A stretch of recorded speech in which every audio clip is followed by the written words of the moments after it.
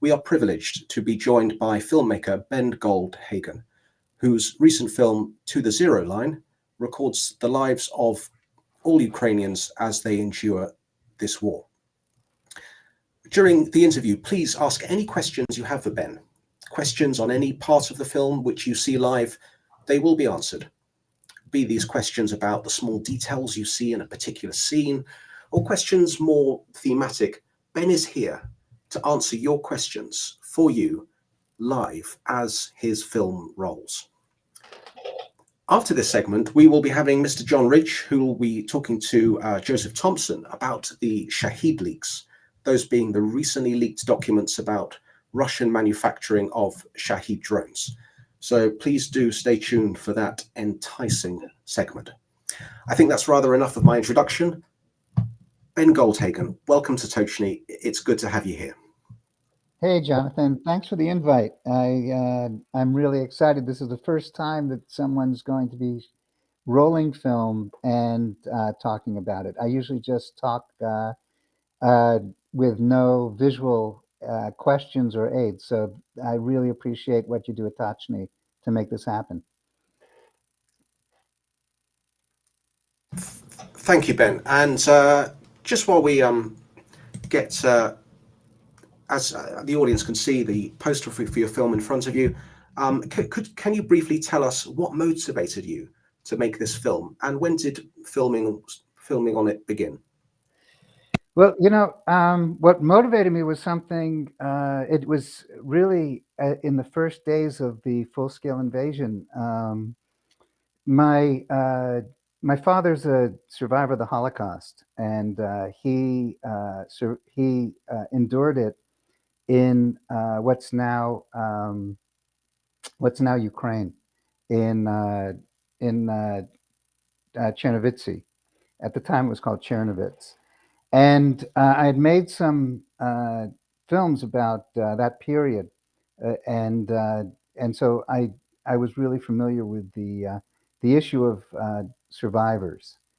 And then my brother and he are well known in the field of genocide studies, and I mean, very well known. And so it all came together. And when the war started, I realized that we were all talking. This is what we talk about in my family.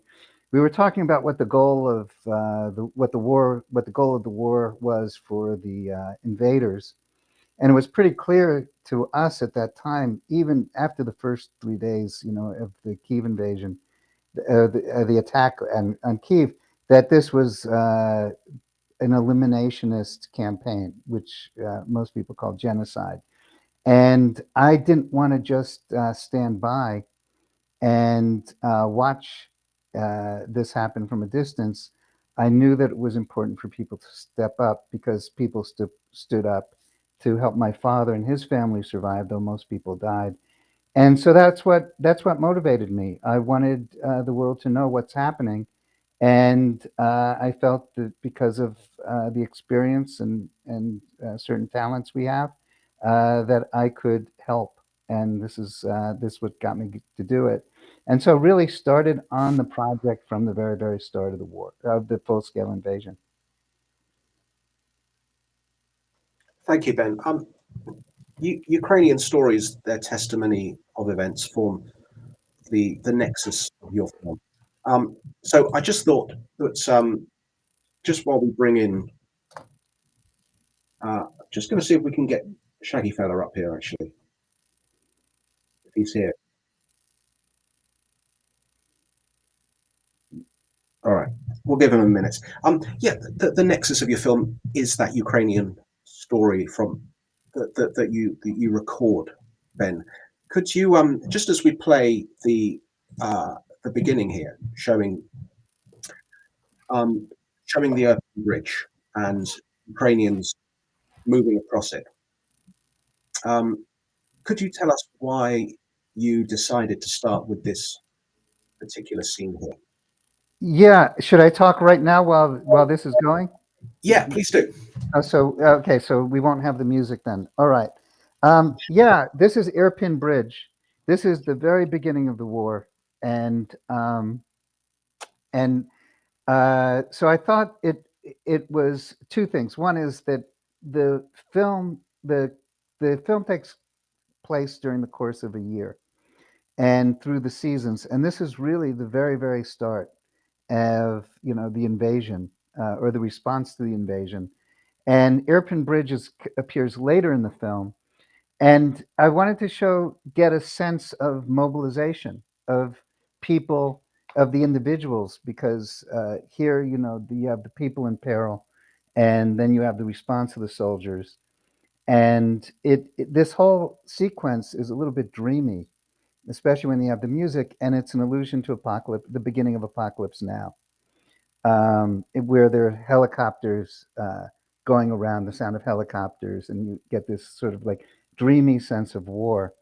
And so that was I always wanted to create that sort of like dreamlike effect when you look at the water, and the bodies in slow motion and double exposures, because war is really sort of surrealistic at all, pretty much at all times, and even and that's how the feeling of that came across, and wanted to get that sense of peril without, and there's no voiceover in any of the film, and I wanted people to experience what it's like, what it's like, even though you're not there, of people, crossing the water or marching, and in this case, then you come to New York, where this doctor is, you don't know what she's doing exactly, but it's a different world, and I wanted to create that distance,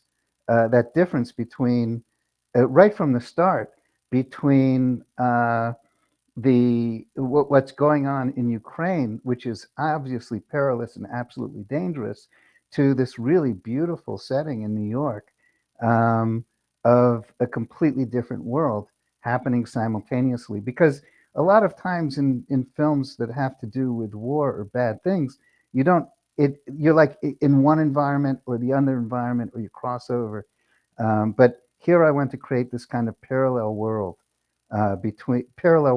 between the two, which even makes it. And then we go back to Ukraine after this, and the music, if you hear it, if you were to hear it, the music actually starts here. It's a tango, and what happens is that it then continues into the next scene, which is in Lviv, because I wanted to make that connection, so it's a musical connection between the two worlds, because this doctor then ends up in Lviv later on, and so that's how, and then for the first 5 minutes of the film, you're just experiencing what's going on. There's no explanation of anything. That was actually very lucky how that showed up. We didn't have any control of the flagpole, and so here the music continues in order to make that connection, because later she shows up in Lviv, and one of the things I want to do in the film is I want people in the U.S. and U.K. and EU to really feel connected to the people in Ukraine. This is not a film about this is not a film about just some far off place where bad things happen. Um, it's designed in a way so that people who are not there can relate very closely to the people who are there and what they're going through. And so that's why this whole beginning was built this way. It has the familiar and then the unfamiliar, and as the film goes on, it becomes more and more distant from most people in the West's experiences.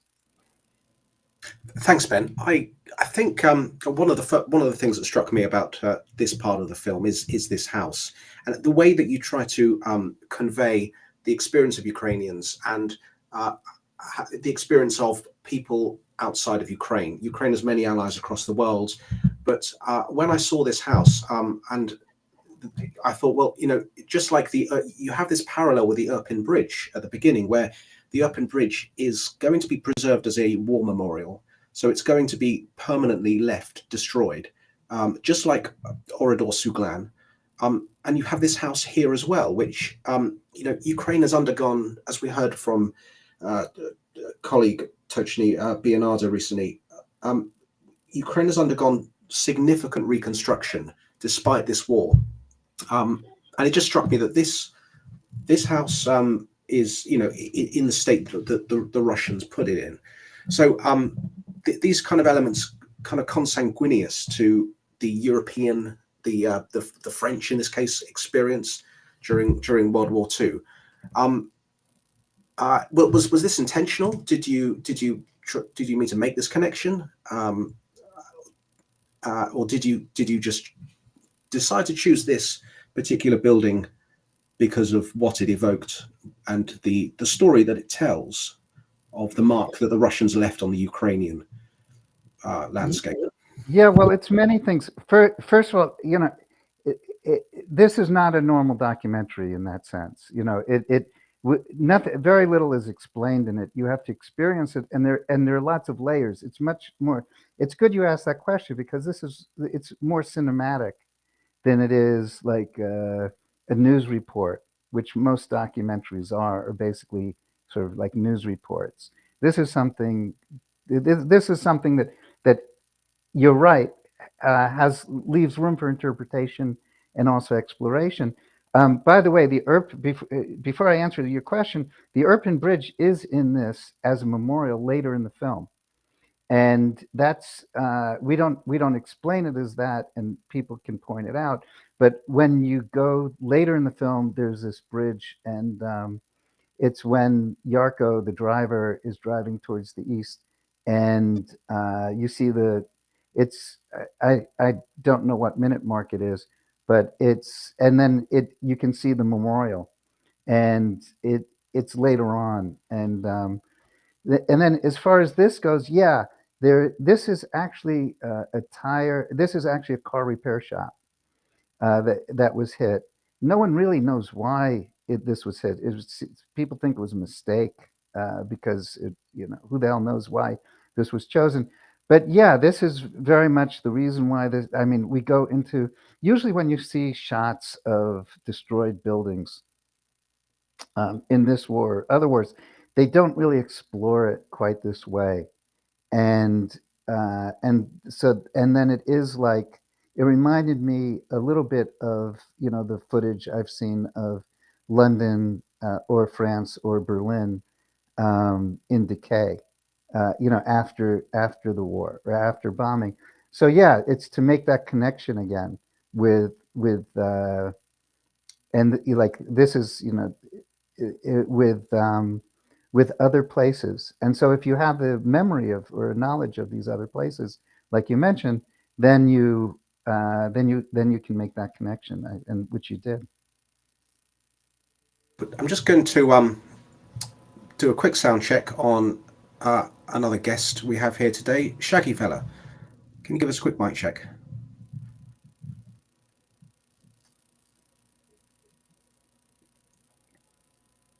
Shaggy, if you look at the bottom of your screen, the button on the left, that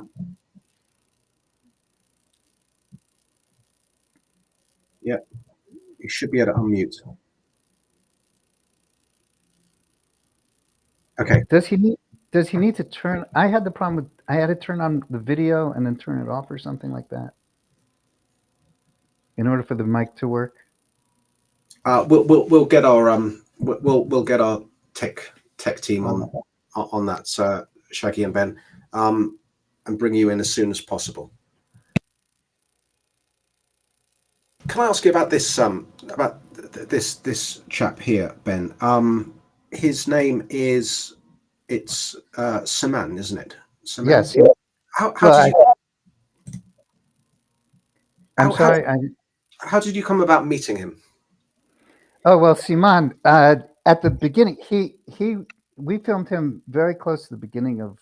He was injured early in the war, after the full scale invasion, and what happened is that he used to hang out. The woman, basically everybody in the film knows somebody in the film somehow through some kind of connection, because especially during war.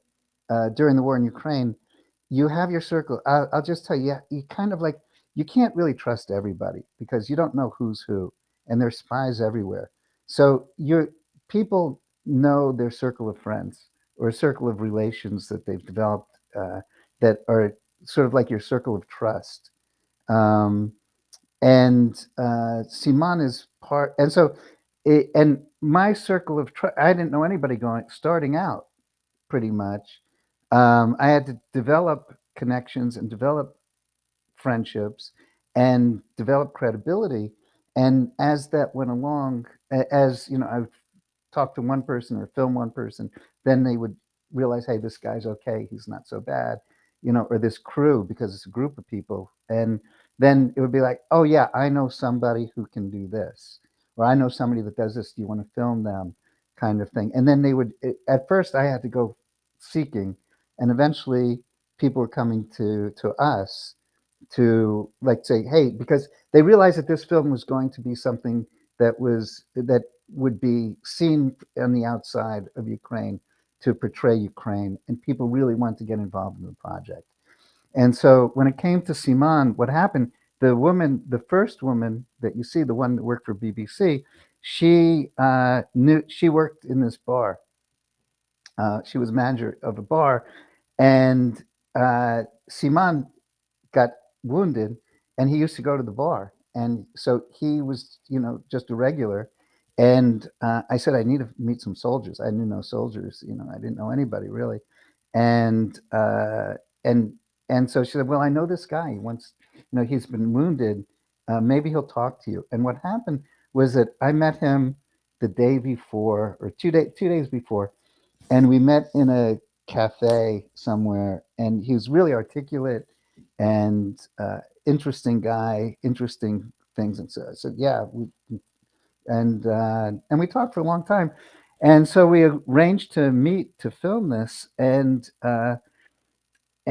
then, you know, we did, and then we filmed it. We found a place to film it. And then I found out after it was done that she told me he didn't want to do it. He had decided that that morning he wasn't going to go on camera, and she had to plead with him to to to do, you know, to do the shoot. And she didn't want to tell me, because I think he was late that day, you know, that we were going to film. And then, you know, but I had no idea that he was skittish. And then he, to go like to go into how things work out, he's in the 24th Brigade. And what happened, and the Christmas in Bakhmut is at the 20 with the 24th Brigade. And this is how sort of like the connections work, is we became friendly. And then I was going to film a rave later, because there were these raves that go on. The raves that go on, they're like get-togethers, all different kinds of things, where like the cover charge, or to get into the rave, you pay a certain amount of money, and that money is for fundraising for, like, for a unit or something like that. And so uh,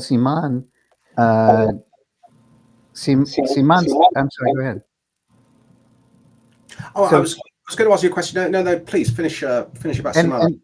and I'll be real quick with this one. With this, so he's in 24th Brigade, and I saw him at the rave, and he did not have that brace on his arm. And I thought, wow, this is fantastic. I said to him, fantastic. You're healed. You're better. And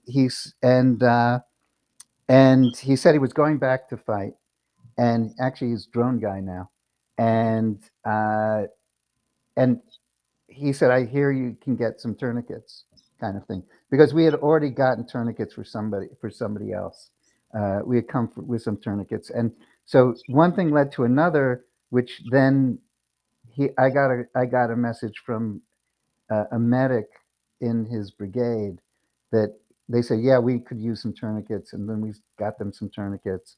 And one thing led to another, which gave us credibility with the 24th Brigade. And at some point, I wanted to go to the front, and we had developed this relationship with them. And it was like, yeah, why don't you come? You know, it's well, you know, you can film us, kind of thing.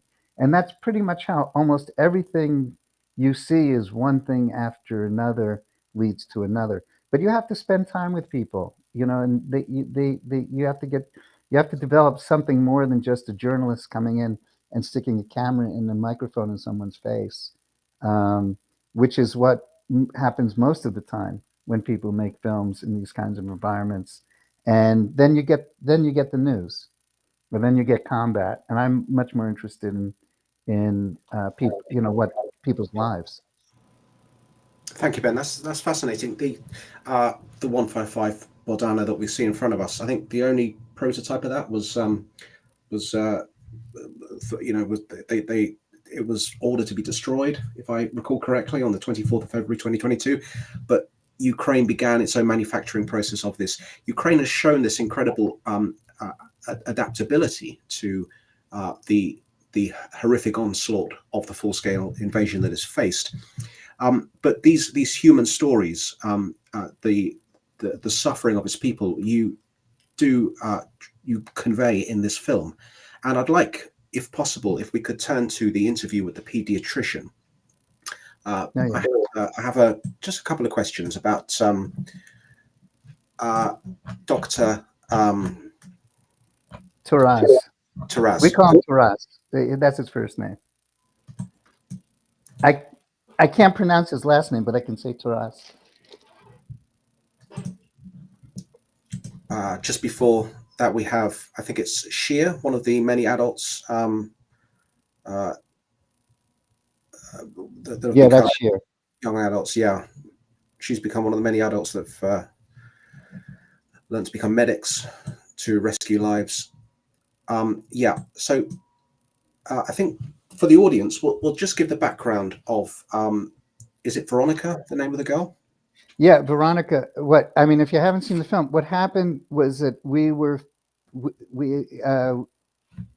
in the children's hospital. There were different. We were walking around because what got us to the children's hospital was the doctor in New York was bringing medicine to Ukraine, and we were looking for a place to film for her to deliver the medicine, and it turned out to be this place, this hospital. And so while we were there, sort of scouting these doctors, she's very instrumental in this. The one who's there, she said, we have other things going on here besides just we can take medicine. We also have all these cases. We have all these children that came, and they have an evacuation train at that point that came from the east with all these wounded kids, and they'd end up here, quite a number of them. And then Veronica was an interesting, and it's really terrible because here you are, a filmmaker, and you kind of have your pick of misery, if you want to think of it that way. And I mean, and these kids are really hurt in one way or another. And this story was really, really interesting because of how terrible it really is. That she was in Volodahar, and what happened was that there was a missile attack, and the adults, if you haven't seen the film, the adults jumped on top of her, and the missile hit, and all the adults on top of her were killed, and she's the only survivor. And but she was wounded. She had shrapnel in her head, and she was brought here, and she was in. They talk about her psychological state, that she was really afraid. She couldn't even be touched. And then her parents were dead. Before that, her father was in the territorial defense. The mother died. The grandparents died, and so she's an orphan. And you and she's an orphan, and they have to take care of her. And she still had, what is explained here is that she has to go through numerous operations because the material in her head is dangerous, and they couldn't take it all out at once. And so at this point, they had got most of it out, and there was still one operation they felt that was left. What is not in this part of the film, because it just made this scene too long, is the problem of her getting adopted, which I'll just mention this here. I wanted to include it. We had it in the film until like the week before we released the film, but it just made this whole sequence too long.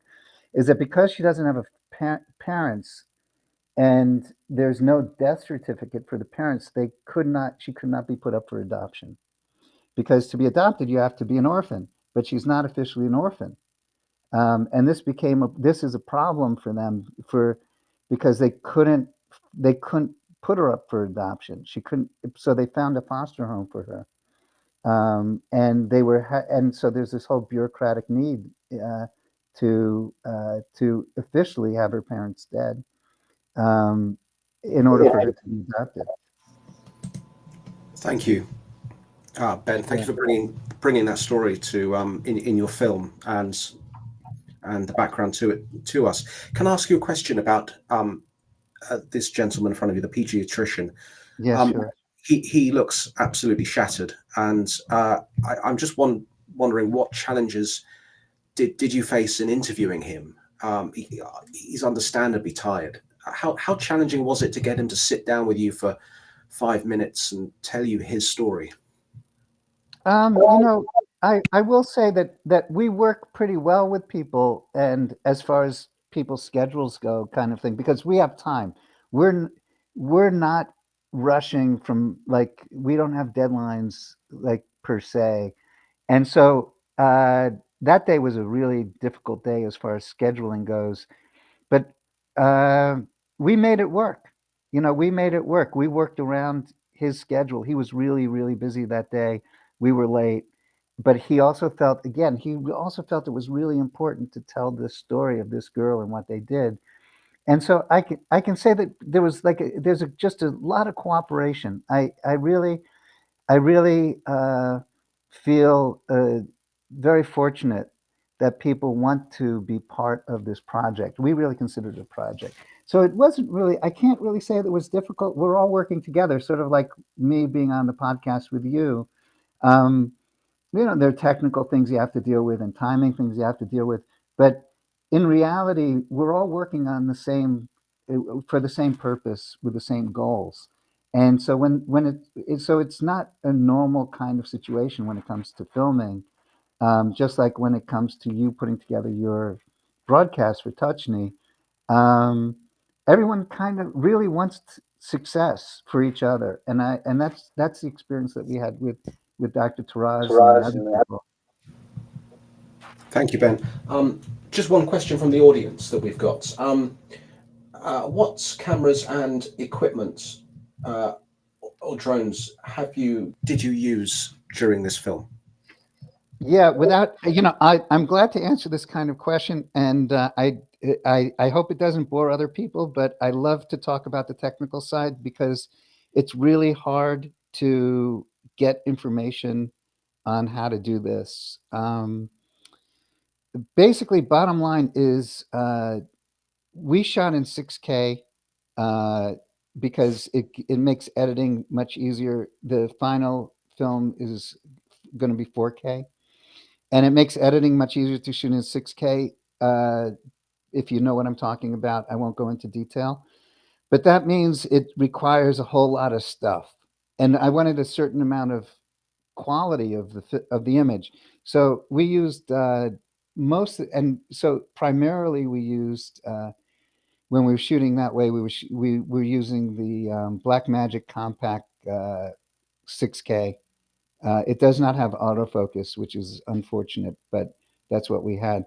And we use, generally speaking, Canon lenses because they really give you a beautiful bokeh, which is like the background, that softness that you can have, really nice focus. We also use the Canon. I'm sorry. This one was shot with a Canon camera. It was a 4K camera, but it makes editing more difficult. And then we ended up bringing lights around, and tube lights, tube LEDs, and other kinds of LED lights. We always had a generator at some point when the electricity when it got difficult. And then this was handheld. We stopped with handheld most of the time, shot with tripods. I mean, we had a really good rig eventually. And then with drones, um, generally speaking, the Mavic drones, the Mavic 3, I think was the one at the time.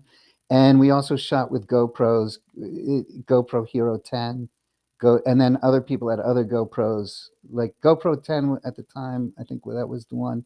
And then there were just other GoPros that we used. We used also Sony 7s, the whatever, that because we was shooting sometimes with many cameras, like with 5 cameras sometimes for some things, but always at some point with this we only had 1 camera.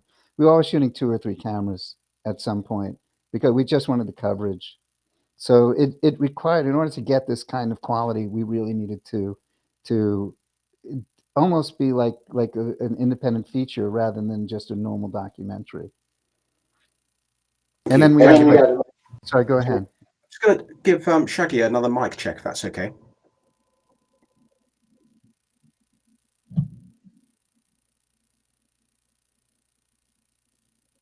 He's testing.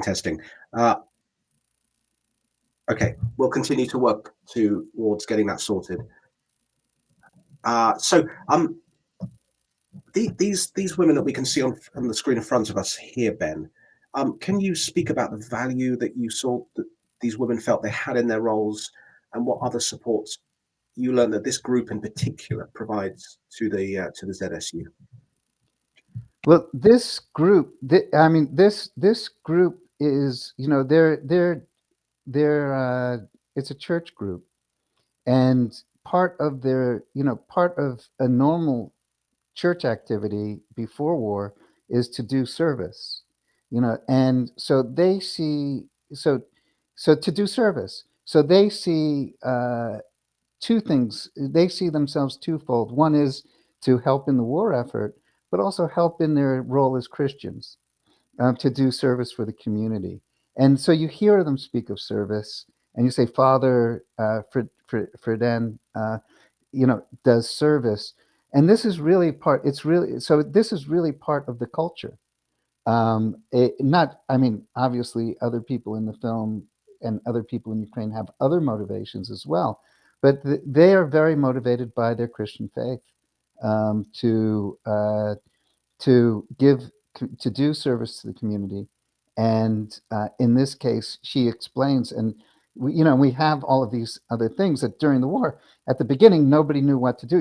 This is like what I wanted in this, what you were saying comes across here, is at the beginning of the war, no one was ready for a war, really. I mean, if you're just living your life and, going to school or or you're a lumberjack or whatever it is, you don't know anything about, you don't know how to make a cocktail. You don't, or make camo nets. And so she explains at the very beginning of the war, people were just they wanted to do something. And so there was this whole self-mobilization going on.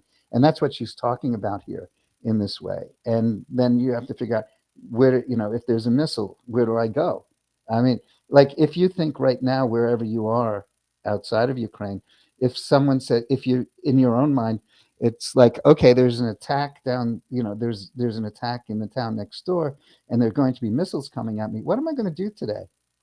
And that's really what she's describing, the experience. And then this is, and then the Molotov cocktail and the camo nets are 2 of the activities. And then you saw the sandwich making. Thank you, Ben. This group and the camo net making here.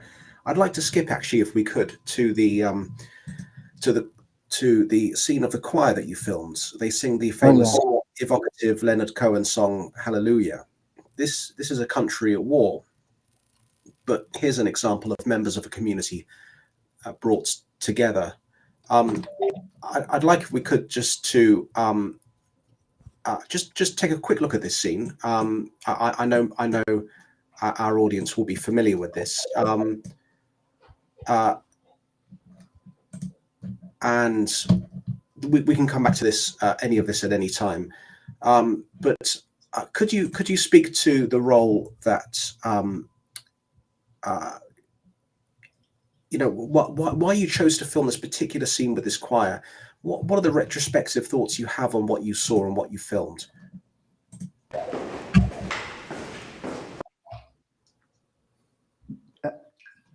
are you going to play the choir or?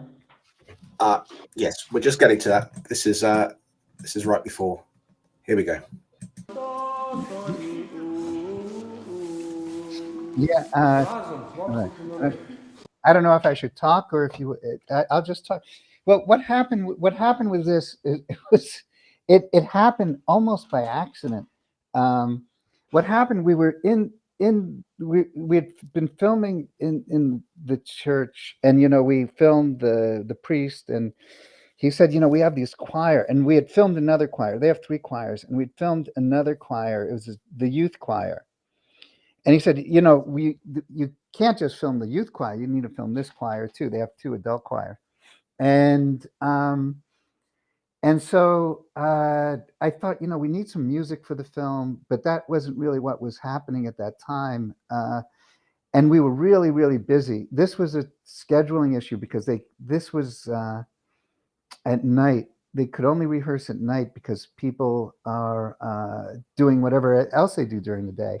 And so we had to figure out how to get all of this done. And also at that time, it was the electricity wasn't the electricity was really iffy because the Russians were hitting power plants.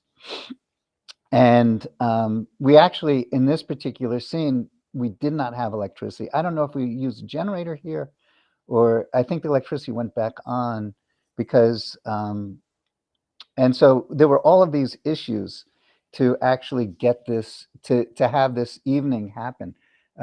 And they had to also be, just so you know what it's like, they also had to be out of there because there was curfew. At that time, I don't remember what time the curfew was, but it was like 8:30 or 9 o'clock at night. So we had this like really narrow window. The electricity went off, and they had to sing, and they were rehearsed. By the way, they rehearsed for Sunday because they sing on Sunday. This was the rehearsal during the week, and then they were going to get out of there because of the curfew. And and we have to set up, and they have to wait for us to set up. So this is like kind of the tension that, I mean, we were good at it, I have to say, to even just make it happen, and like and you asked about how people, scheduling things. This is kind of normal for like how we had to deal, how both we as the crew and also they as the people in who we were going to be part of it had to work together in order to make anything happen. And then they sang all kinds of stuff that day. And I didn't know that they were going to sing Hallelujah, but this is, and I didn't know that they were going to sing it. And then I realized, or someone told me they were going to sing it, and we had to do it in one take because of the scheduling issue. They couldn't go back. They were practicing for Sunday, and they couldn't just keep doing the same song again and again for us because they had to finish their rehearsal before curfew. This is their practice. They didn't. You film them during their practice, and not the other way around. They weren't performing for you. No, correct. We were filming during the rehearsal. And so then what happened with this is we had to do it in one take because there was just no more time. And in order to, and it's really pretty amazing that we got one take because we did it really beautifully shot. I mean, all those angles, the cuts, the pans, and shoot. It worked out really well. If I may interrupt you, sorry to interrupt you. You shoot from an eye line perspective quite a lot in this film during the funeral later on to give that sense that the viewer is in the crowd at the funeral. Here you're coming at it slightly from above, a little bit like your eye line with the conductor, and I think this gives people it conveys. We get an impression of what a conductor does, why they're important. We'll have a watch of this actually and just see how he brings out the tenor line later on, because I quite like how he gives the sopranos, altos, tenors, bass their own kind of solo during each. So if it's okay, we'll just watch a couple of minutes of this.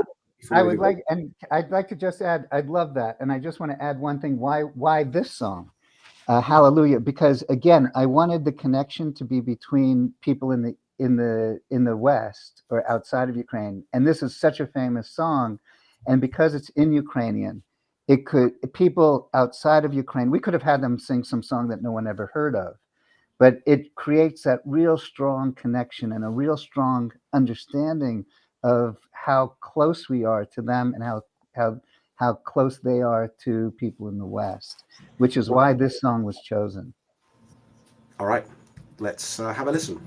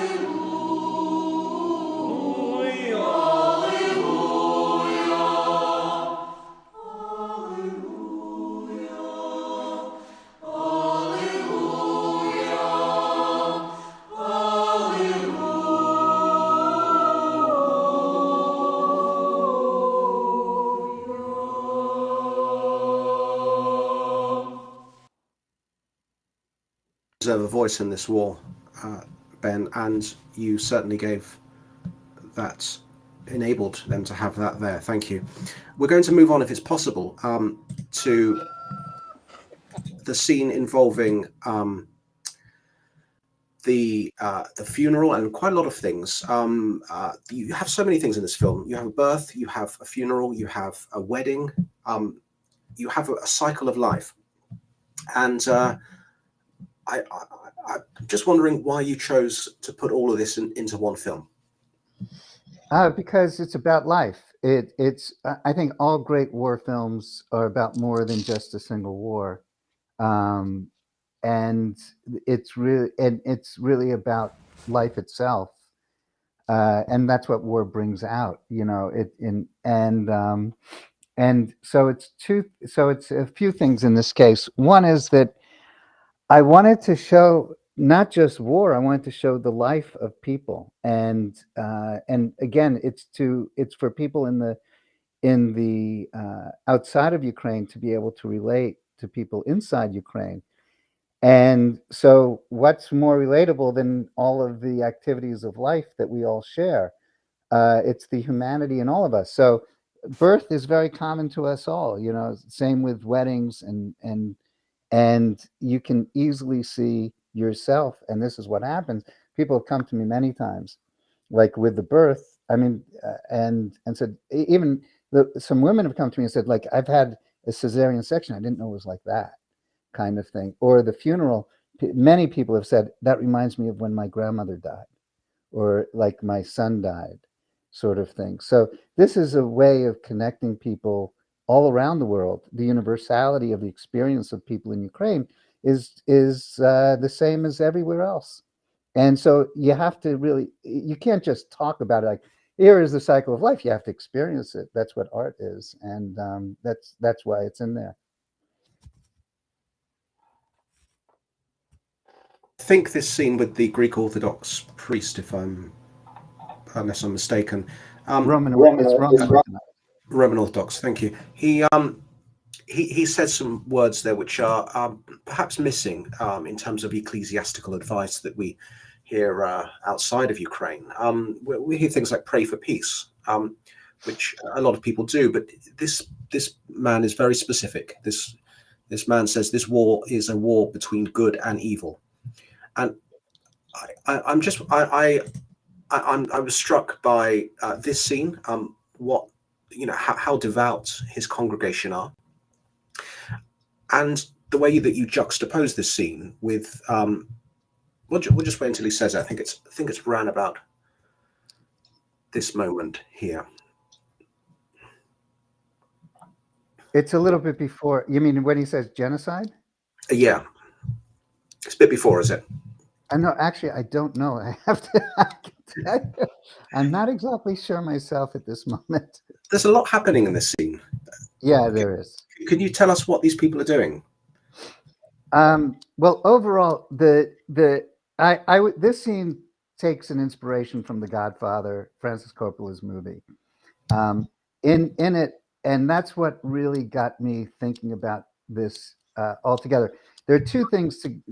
One thing I mentioned before is that in war, the good things and the bad things happen. They're all mixed together, and that's the beginning of the film. That first sequence, that the superimposition that we talked about, and this is another example, and also the Christmas Carol of the Bells is another example of how you have what's sort of normal in a way outside of war with the terrible things that happen in war, and so that theme goes throughout the movie, and so that's also with the Christmas in Bakhmut.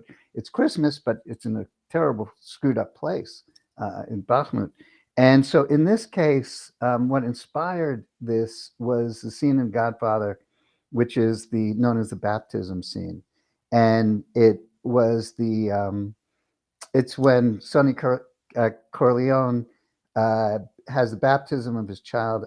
It's a absolutely great scene, and it's intercut with the assassination of his rivals. And so you have this innocent little child with the priest, and you have this horrific violence. It's a very famous scene in filmmaking and cinema, and that inspired me with this scene. And so we call this the baptism scene. Everybody who was working on the film knew the baptism scene. We studied it. And so that was the inspiration behind. I have to say that's the inspiration behind it. And then it was a question, how do you do it? And I didn't want to make a carbon copy of that scene. I wanted it to be our own sort of thing. And filmmakers like to make illusions, and so that's sort of the structure of it. And I chose the there were different ways of dealing with it, and so it chose something very intimate, which was with the intercutting part, which was the taking of the sacrament. And you have taking which you see it from an angle that you never ever see, someone taking the sacrament unless you're the priest, which is like into the mouth of the person. And so it has that intimacy of the people with the violence of the boxing. And you juxtapose this Ben, with this scene of the spa. Jonathan? Oh, hey, Shag. Our guest has joined. Shaggy, welcome. Oh, finally, my microphone works. It's great to have you here, Shaggy. Welcome. Do you have any questions? Please feel free to jump in on any questions you've. Yeah, thanks to our tech support for getting you up here. Do you have any questions for Ben on what you've seen so far, the film in general? Yeah, you just carry on with what you were just talking about. Then I'll come in with my question if you want. Yeah, sure. If it's okay, I'd like us to this scene here, which contains quite an interesting mix of things. So we have an interview. Yeah, by the way, that's Taraz, the guy doing the interview. He is one of our camera guys. He's a fantastic camera guy, and he filmed he was one of the camera guys who filmed all through a lot of it. But like that scene with the chorus that we just saw. So many of the guys are in our many people working in the film actually have little cameos. I don't know if I should have told you that. It might have ruined the illusion, but Not at all. Not at all. I'm particularly struck by, I think I asked you this at the sound check, didn't I? This esoteric moon at a waxing crescent, the clouds passing by under it, over the heads of Ukrainians. I'm just going to skip to that if that's okay. Yeah. And we have the unwavering masonry of the church that comes into shot, and I'd like there first of all, if it's not too bold of me to say, Ben, we always have a picture of the week on Tochnyi, and we usually do this at the end of the show. If it's all right with you, I'd like this to be Tochny's picture of this week. By all means, any picture you want is all right with me. This is extraordinarily effective. And why did you choose this shot, Ben? And what does it evoke for you? Well, this goes again back to the theme of the universality of our experience all around the world with the people of Ukraine and amongst each other. Is the moon is the same everywhere you go, and so everywhere on Earth you look up and you see the moon, and it's the same moon. And I wanted, just like the birth and just like the funeral and the other scenes, we also have nature in it. And we behind this scene that we just saw with the car guy, there's apples on the apple tree. And so this is to connect that bond of humanity that we all share. And because it's Christmas, to many people who Christmas means something, it's easy to identify with. It's just like your life. If you're in London, or if you're in Los Angeles, or if you're in Berlin, or wherever you are, this could be your neighborhood. And that's how we get into the sequence. And as it goes on, you see that it becomes more and more Ukraine, which is and more and more like the war, because then you don't have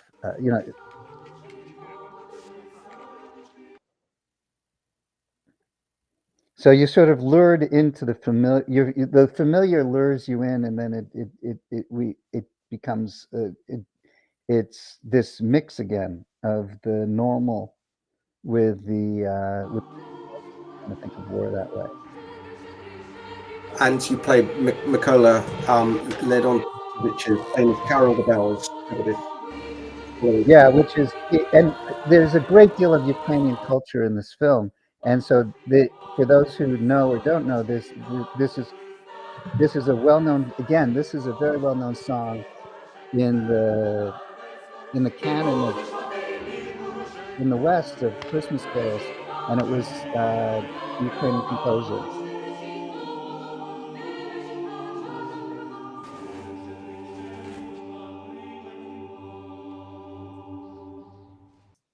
You've got that wonderful orthodox bass at the end there.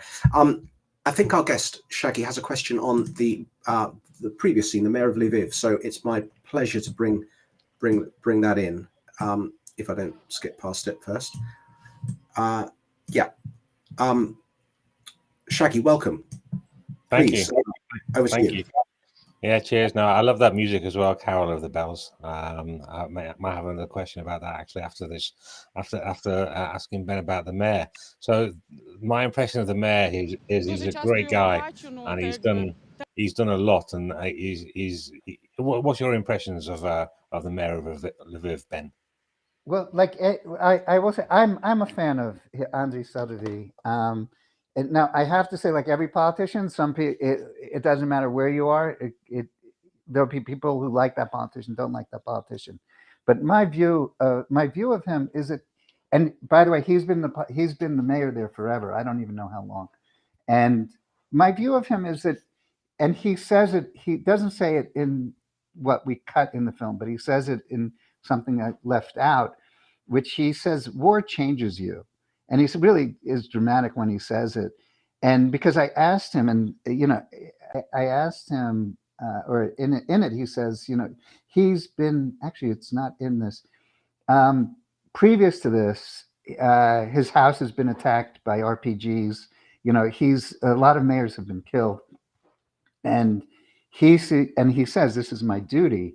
And he says that then he says that war changes you. And when he said that, I really saw that he really meant it. He's no longer just like the mayor of Lviv and like you deal with like, stray, dogs and like people complaining about the road or whatever it might be. And he explains what it takes, some of what it takes. He has to find like, he has to keep the city going and he calls them his citizens, and the IDPs that come, he has to deal with them. And so actually being a politician, or being like, we think about like whatever it is that they do as politicians, but from a practical standpoint, it's an enormous job to be a wartime mayor. And I think he really is so into it, and he really has his heart dedicated in it. And Lviv runs very well, I have to say. I mean, it runs really, really well, and it's because it could run badly. If things run well when you run them well. And I think he's doing a really good job during the war. Yeah, all of what you said then basically is the impression I got when I saw. Well, first of all, I think you sent me a clip before the film was released of him, and from that clip, and from the clip, obviously, that's in the film.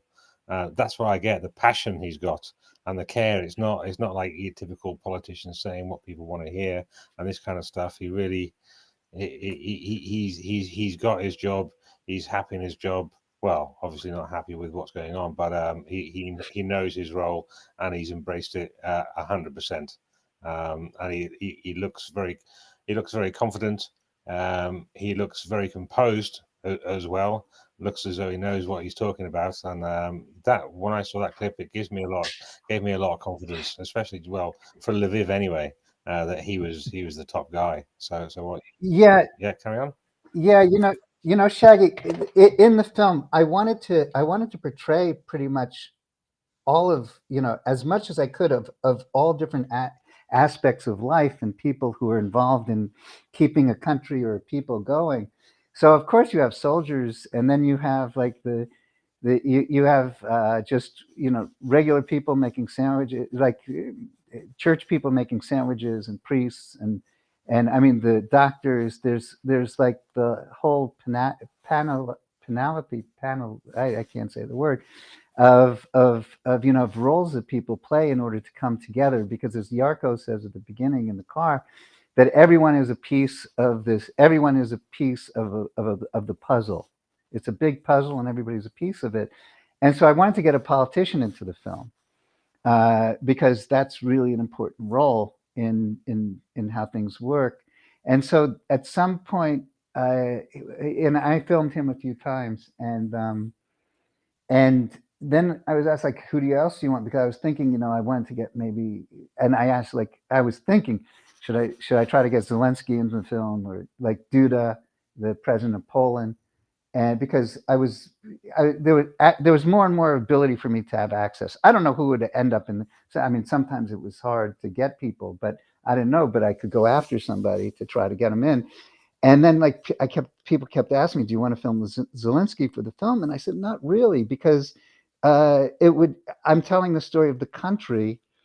Or the film is telling the story of the country, and if he's in it, it would kind of take away from all of the other people, probably, because it's like to throw the superstar in there. It's not about a superstar, and I mean, it would be great if he were in it, but I felt that from the standpoint of having a politician in the film as a role, I thought Andrei Sadovy, and I had already filmed him, really did the job, and I didn't need another politician in the film. Because it was he represents in a way the effort that all people who have responsibility for their sector, if you want to think of it that way, and so I was just happy to have him, and then he appears another time in the film, and at the funeral, we don't make a point of it, but you see him put flowers in the hearse. So yeah. All right. Yeah. Thanks. No, it was a very, very, very good pick from that as well. I get what you mean about the celebrity politicians, but he came across as lots of integrity and honest, and a really good fit. But if anybody's listening to this, if Zelensky wants to be in my next one, I'm not going to turn him down. Well, I understand. We do have a couple of questions from the audience, if that's all right, chaps. Ben, actually, to you. Let me scroll through these.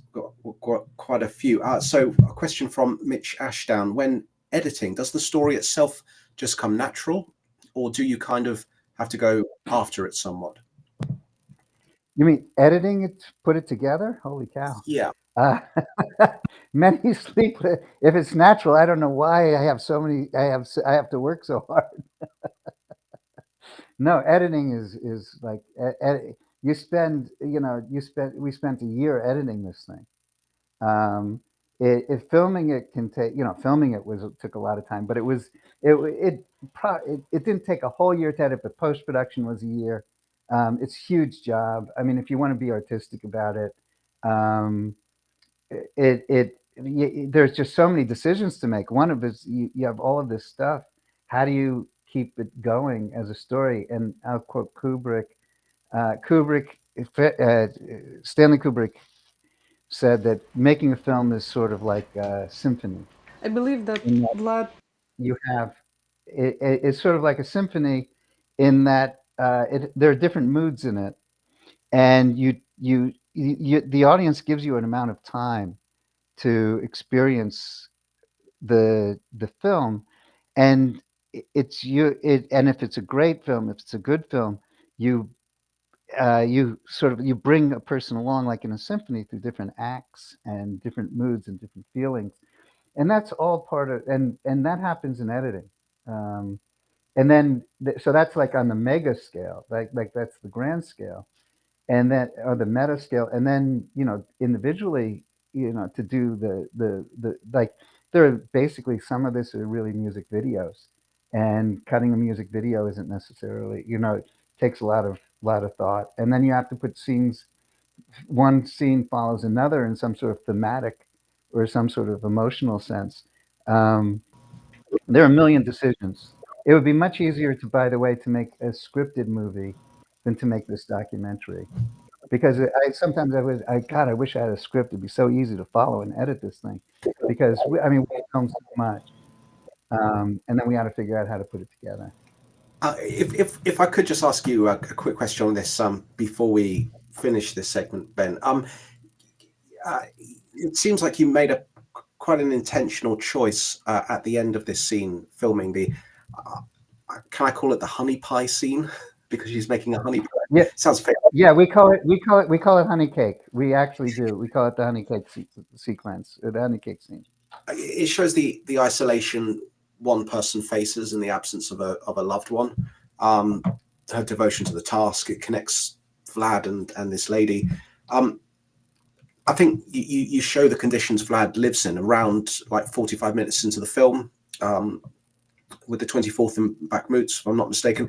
But at the end of this, you choose a low angle shot, and this.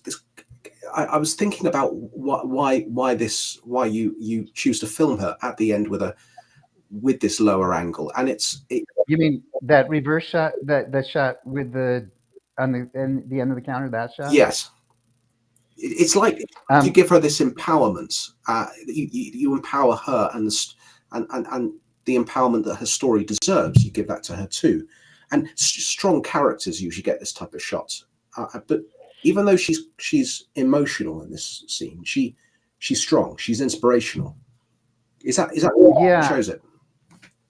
Yeah, well, there's a few things. One, as far as that camera angle goes, the one of the inspirations for the film, in order for it to be immersive in a way, is that in real life, if you watch a normal news report or documentary, the camera is pretty much head on whatever it's on, and there's very little foreground or background. The background may be blurred in some sense, but there's very little like stuff in the way, and in this film, if you look at it, there's almost always something blocking the frame, and there's a lot of imperfection. I had to teach the camera guys to not shoot beautifully, because it's like, hey, it's like square and it looks so good and like there's nothing in the way. I said, no, we're going to put something in front of it, and it's like we don't want to show the whole thing. We want to show pieces of the whole thing, because it's much more how life really is. And so when you go back, if you want to go back to that counter scene, I mean, and if you want to go back to the scene with the counter, or that shot with the counter, I don't know if you can, but so for that, yeah. So we called that actually the honey cam, because the camera was behind the honey, the pot of honey that she had. If you want to go back to it just a second. And and this is her kitchen. I mean, it's not a set. It's not easy to shoot like this in someone's kitchen. I mean, you think of your own kitchen, and like we have all of these angles and like the lighting. I mean, they did a great job. I mean, I had a great crew. But if you go back and you want to freeze frame it, or stop the frame, so this is a good example of like kind of the composition for those who care. You don't usually have all this crap in front of it, if you want to think of it that way, but you want to feel like you're in the kitchen with her, like it's like really making. So you want to, so you have kind of like you're there with her, in an imperfect, if you want to think about it, it's kind of beautifully framed, but it gives you that sense of her task, that we can cut from. And yeah, the camera was put there. We call this the honey cam, and the idea was for her, and like when you're directing people, and we'd say, like, look at the honey cam, like turn your shoulder. Can you move your shoulder back? And like she's talking to Vlad there in the honey cam, as we put it. And yeah, it was to make her feel. It was so that she would feel sort of like bigger in a way, by using that angle. But we didn't, and by intercutting it with all the things that she did, you feel her stature, but also you feel her task. And and so yeah, so to answer the question about editing, this is a really, I have to, I don't usually say this, but this is a really well shot, really edited sequence that you have no concept of how much work it takes to do something like this. Remember, it's a documentary. This is not a scripted film. And like, we didn't tell her to make the cake. We just had to figure out how you're making the cake. And then we had to capture that.